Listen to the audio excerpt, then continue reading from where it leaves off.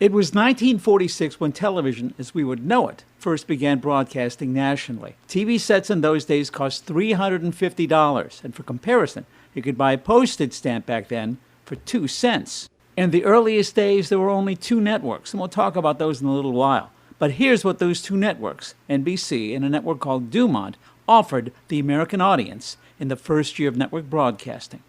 Yeah, only about 10.5 hours of broadcasting per week nationally from those 2 networks. And if you look at that model, both NBC and the Dumont network were dark on Saturdays. They didn't broadcast. And on most nights, it looked like one or the other of the networks was dark too. But Americans' love affair with television grew quickly. They fell hard and they fell fast. TV ad sales by 1947 went up 515%.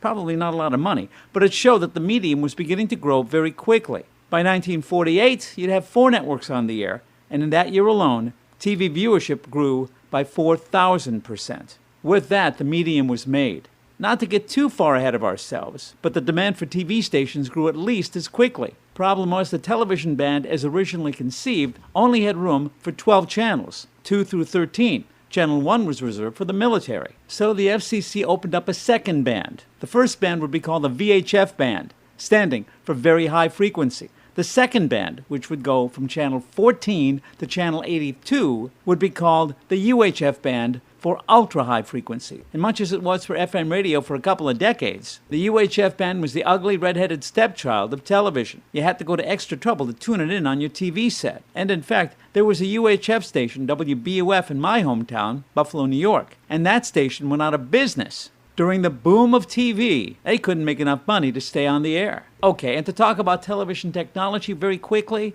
just a couple of things. One is, if you wonder how a TV camera works, there is a tube in there called the Image Orthicon tube. That's what takes the picture. And by the way, the name of the award that is given for excellence in television is the Emmy, and that is named after the Image Orthicon tube. And there was a tube in all TVs for decades. That tube was called an iconoscope, gone now since the days of the flat screen.